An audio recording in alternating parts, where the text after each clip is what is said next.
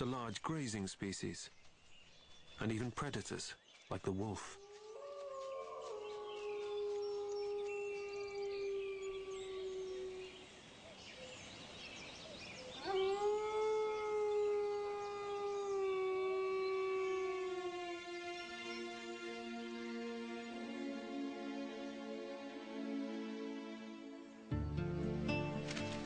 This lone wolf is a young male. Like the bears, he's also left his family and is in search of independence. For the wolf, independence means a pack of his own. He needs to find a female and start a family. But he must be careful to stay hidden from the other wolves that live here. They won't tolerate him and will chase him out of their human-free forest haven.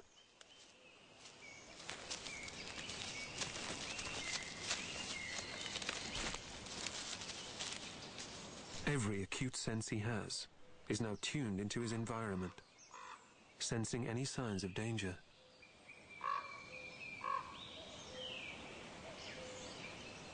Perhaps the village will be a good place for him too, but for now he'll stay hidden, deep within the wood. The village is close by, just beyond the trees and already close enough for him to smell. This environmental tragedy is bittersweet. A man-made disaster that ruined this place and made it uninhabitable for people, but turned it into a unique sanctuary for wildlife. Remarkably, nature has licked its wounds and fought back to reclaim this place. And while we may not know what lies ahead for the radioactive animals of Chernobyl, we do know that there are now a lot more of them than there used to be. And that means there's always plenty to eat.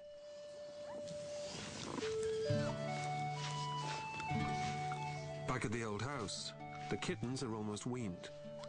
And that means she must leave them alone while she makes frequent hunting trips to bring back food.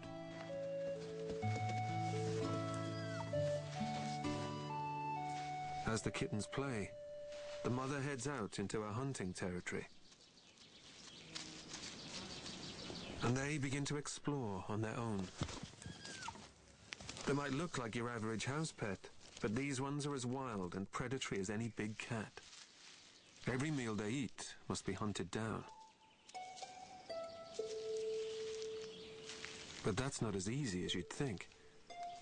When the people left here, the rodent population went into decline. So she's had to become an even more efficient predator to keep her hungry litter fed. But every single creature she catches comes packed with more than protein.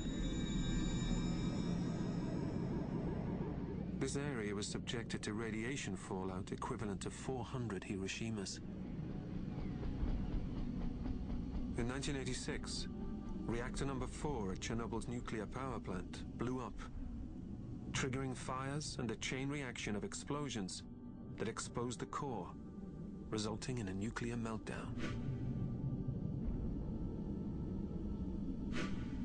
Clouds of radioactive dust were sent high into the air and were carried on the wind for hundreds of kilometers.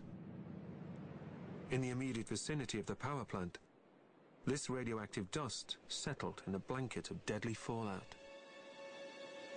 leaving a post-apocalyptic, radiation-soaked dead zone, a deserted city, and an irreparably damaged ecosystem that no one wanted. But if the scale of the disaster wasn't enough, there was something about the timing that made its impact even worse. It had happened in April, springtime, a time when flowers were coming into bloom, when insects were feeding and in turn becoming food for bigger creatures. Radioactivity is especially damaging to cells that are beginning to divide. In other words, growing organisms were especially vulnerable.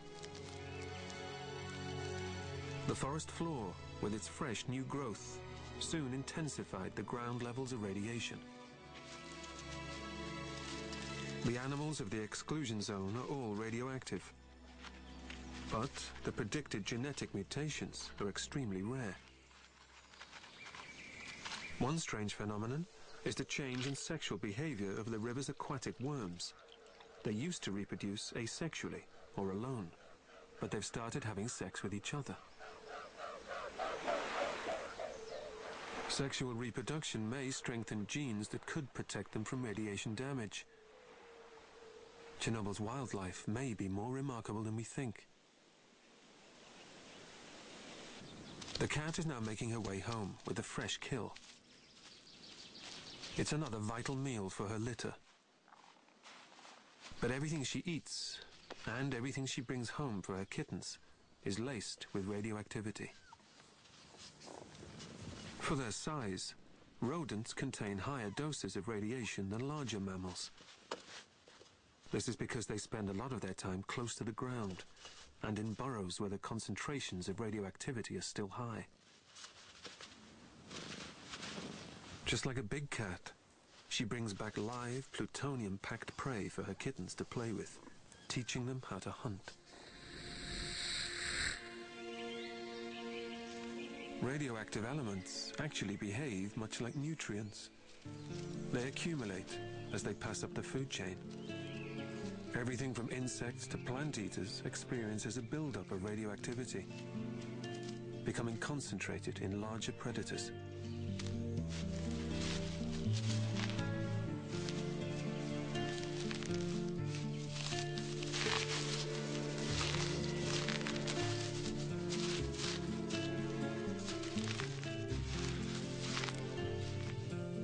Like the cats, the wolf gets a dose of radiation every time it feeds on plant-eating prey.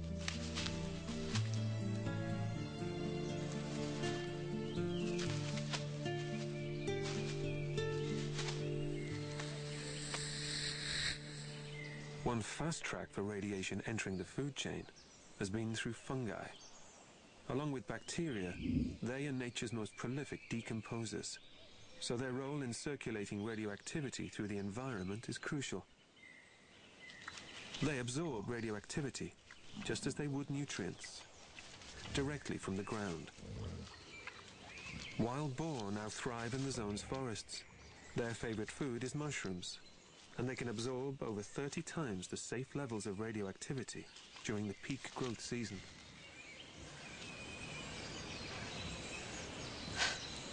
As he sleeps off his travels, the wolf is woken by the sound of mushroom-digging boar.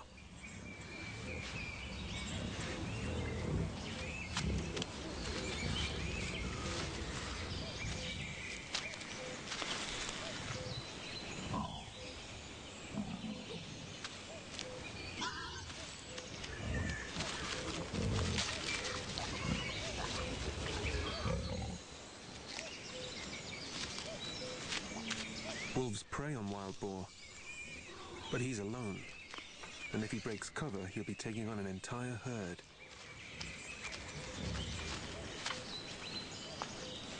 Despite the fact that wild boar feed on mushrooms, they have immense power and sharp tusks, making them extremely dangerous. They could easily fight off a lone wolf. He keeps quiet and stays hidden, waiting for an easier opportunity.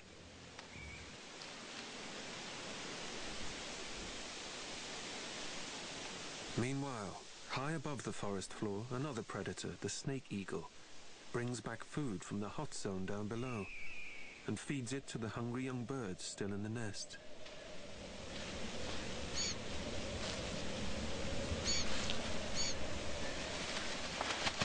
There are now 270 different bird species nesting in the exclusion zone, and 180 of them are now breeding intensively.